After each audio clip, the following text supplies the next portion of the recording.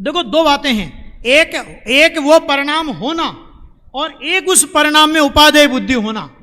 दादा का एक उदाहरण मुझे याद आता है, धर्म के 10 लक्षण में उन्होंने एक बहुत अच्छा उदाहरण दिया कि एक दादाजी थे, अब दादाजी को थी खांसी, है ना। अब खांसी का मतलब तो आप समझते ही हैं, खांसी का मतलब क्या होता है, हाँ? कि अगर वो खांसी लगातार बनी रह जाए तो बहुत बीमारी का घर है। तो दादाजी के लोगों ने कहा, घर के लोगों ने कहा कि दादाजी आप एक काम करो कि इस खांसी का इलाज कराओ, आप रोजाना खांसते रहते हो, सब डिस्टर्ब होते हैं। तो उनने कहा कि तुम समझते नहीं हो, हम घर में सबसे बुजुर्ग हैं और हम खांसते हुए घर में जाते हैं तो आजकल की बहू बेटियां थोड़ी अदब से बैठ जाती है, उनकी इज्जत और हमारी इज्जत दोनों की इज्जत बनी रहती है। तो उनसे कहा कि दादाजी इस खांसी का तो आप इलाज करा लो। क्या करा लो?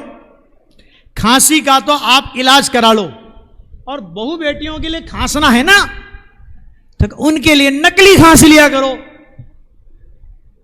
तो दादाजी बोले क्या बात करते हो, जब मेरे पास असली है तो नकली क्यों खांसू, मेरे पास असली है तो नकली क्यों खांसू। उसमें दादा ने लिखा है कि आवश्यकता अनुसार खांसना खकारना एक अलग बात है, और खांसी को ही उपादेय मान लेना, उसमें क्या होने वाला है उसका अपन कुछ नहीं कह सकते। इसी तरह भूमिका अनुसार शुभ राग भी होगा, भूमिका अनुसार अशुभ राग भी होगा। भूमिका के अनुसार राग का होना वो चारित्र का दोष है। सुनना जरा ध्यान से, भूमिका के अनुसार राग का होना चारित्र का दोष है, और राग को उपादेय मान लेना श्रद्धा का दोष नहीं अपराध है। दोष सिविल, अपराध क्रिमिनल। अब समझ गए होंगे नहीं कि एक आदमी ने एक आदमी के 1 लाख रुपए मार लिए, कोर्ट में केस चलेगा, फांसी नहीं होगी, और अगर वे बाहर समझौता करना चाहें, भले वो 1000 रुपए में समझौता कर लें और कोर्ट को ये लिख करके दे दें कि मैंने 1000 रुपए प्राप्त करके 1 लाख रुपए की भरपाई करके समझौता कर लिया है, कोर्ट को कोई ऐतराज नहीं। लेकिन एक आदमी ने दूसरे आदमी का मर्डर कर दिया, और मर्डर जिसके परिवार का हुआ, वो कहे, जिसने मर्डर किया वो कहे मैं तुमको 1 करोड़ रुपए देता हूं और तुम समझौता कर लेते हैं, और वो अपना समझौता करके कोर्ट में दे देवे, कोर्ट उसको मान्य करेगी कि नहीं करेगी? क्योंकि वो क्रिमिनल है। वो समझ में आ गया कि नहीं आ गया? इसी तरह राग का होना, भूमिका के अनुसार राग का होना, पुण्य का होना, पाप का होना, कसाई की तीव्रता का, मंदता का होना ये चारित्र का दोष है। किसको? जिसको श्रद्धा का दोष मिट गया हो उसको। हमारे लिए लागू नहीं पड़ेगा चारित्र का दोष। और जिसको राग में जिसकी उपादेय बुद्धि है वो श्रद्धा का अपराध है, विपरीत श्रद्धा है। विपरीत श्रद्धा का अपराध अनंत संसार का कारण है, और अनंत संसार का कारणभूत श्रद्धा का अपराध मिटने पर चारित्र दोष का जीवन लंबा नहीं होता।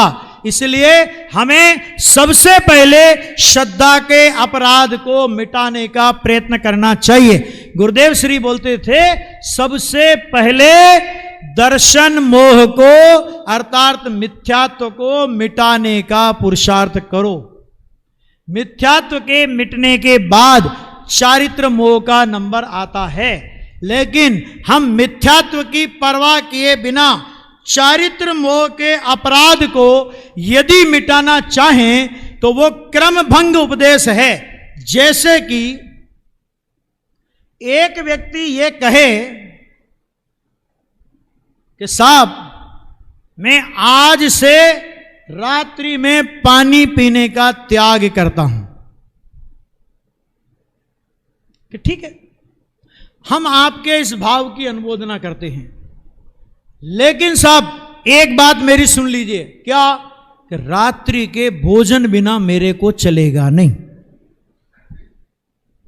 क्या होगा कि रात्रि के भोजन बिना मेरे को चलेगा नहीं, रात्रि के पानी का मैं त्याग करता हूं। कितना बड़ा त्यागी है।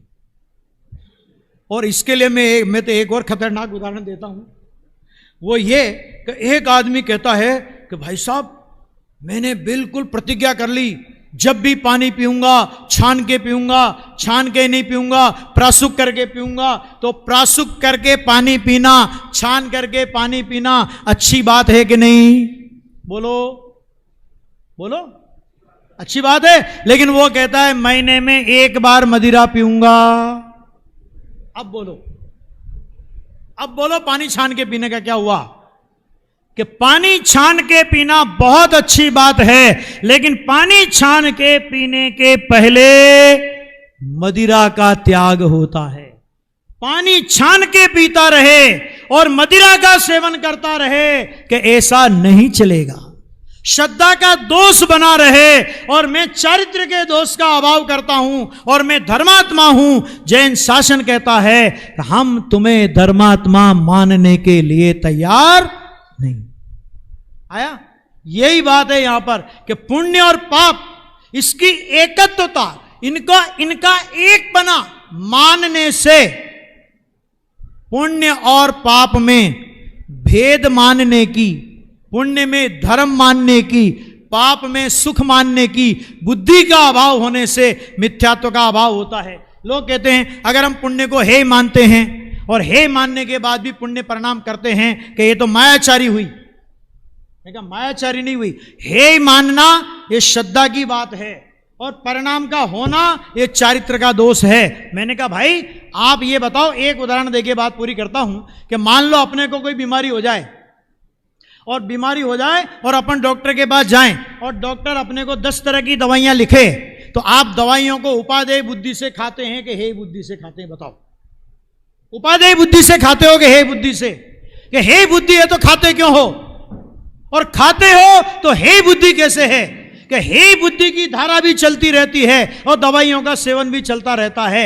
इसी तरह पुण्य परिणाम और भूमिका अनुसार चौथे पांचवें गुणस्थान तक तो पाप परिणाम भी चलते हैं ज्ञानी को, पुण्य परिणाम भी चलते हैं और पुण्य और पाप के परिणाम में हे बुद्धि की धारा भी चलती रहती है। यह जीवन की सहज प्रक्रिया है, इसमें मायाचारी नहीं। जैसे वहां मायाचारी नहीं मानते उसी तरह ये मायाचारी नहीं मानते, क्योंकि श्रद्धा एक झटके में पूरी होती है और चारित्र की पूर्णता में क्रम पड़े बिना रहता नहीं है। इसलिए श्रद्धा के साथ चारित्र को मत मिलाओ, चारित्र की पूर्णता एक साथ होगी और श्रद्धा की पूर्णता में क्रम पड़ेगा। इसलिए पहले हम अपनी श्रद्धा का सम्यकपना अपने जीवन में प्रकट करें।